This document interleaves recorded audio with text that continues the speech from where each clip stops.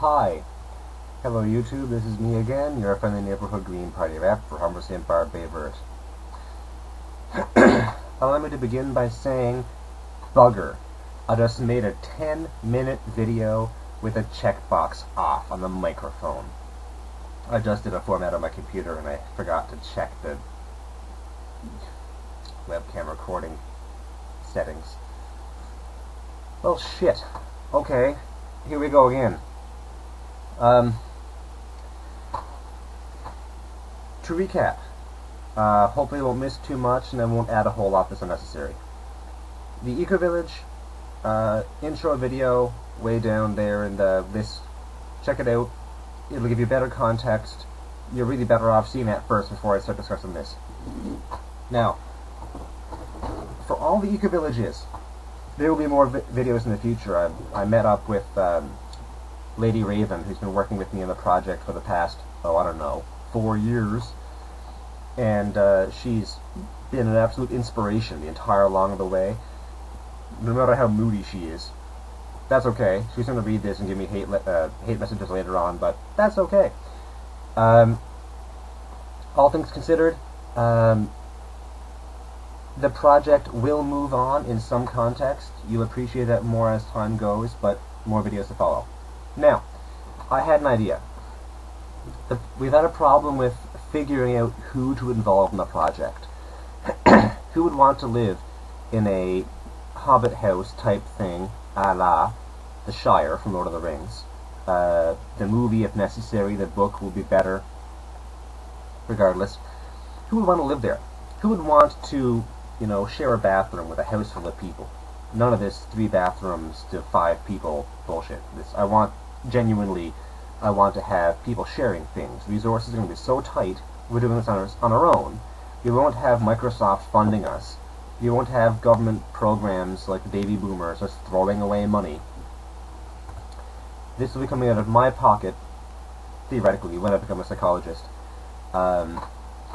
Personally funded, with no bigger brothers and all that kind of stuff. So, how do we find people who want to live on a minimalist lifestyle? Only off the land. We can't grow it, you don't eat it. If we don't grow pork, if we don't raise pigs for the first 10 years, you don't eat pork. The resources simply will not exist. We want to find people who want to make do, who want to appreciate the struggle to carve out a lifestyle that you know is yours. Yes, we'll have light bulbs. Yes, we'll have computers. In a limited context, cloud computing and all that kind of stuff. To be continued. But we need to figure out how to live better. We want to have a carbon footprint not of 20 square kilometers, like the average Canadian or American has, or whatever statistic you want to use. There are 1,000 different numbers. But we don't want our carbon footprint measured in kilometers, or square miles, or whatever you want to call it. We want it measured in square hectares. 100 hectares to a square kilometer.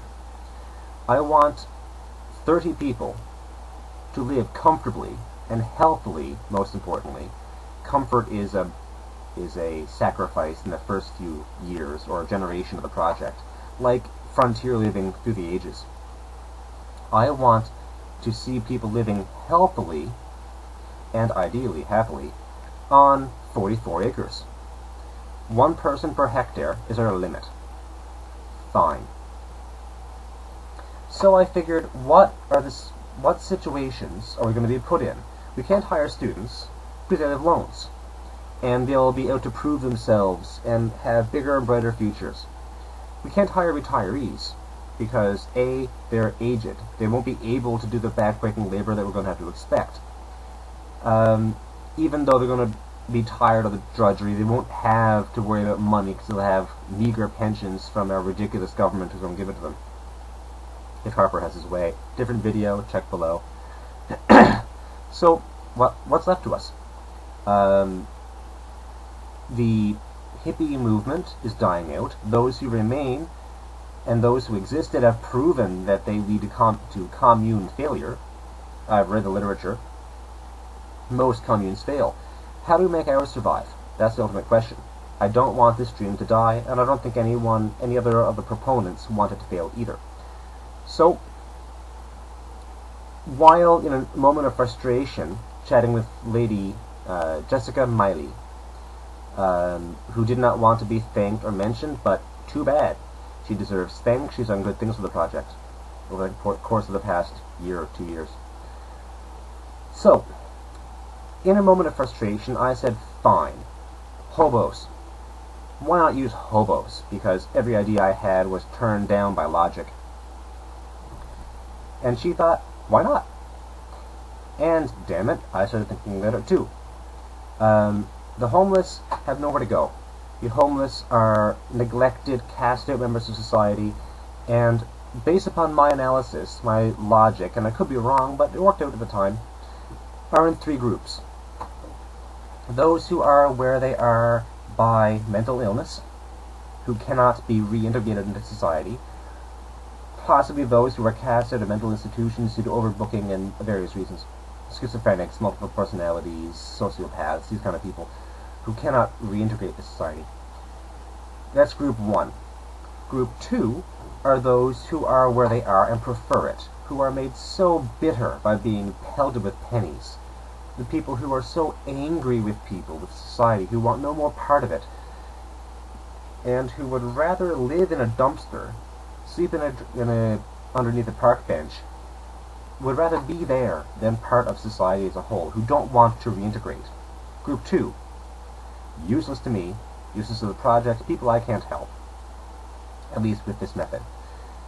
Group 3 interests me, those who are there by circumstance and want out. Runaways. You were 17, 16. You were by rights emancipated, and you wanted the opportunity to prove yourself and ran away thinking it was a good idea at the time. Parents don't want you back, could have moved, could have died, who knows, but you have nowhere to go. You're currently living in a dumpster, or eating out of a dumpster, rather living under a park bench, moving from halfway house to halfway house, no options, but you want something better, if only someone would help you. The government obviously doesn't. Governments in North America are notoriously apathetic when it comes to the homeless. More of a blight than a population of human beings who need help. So what are the options?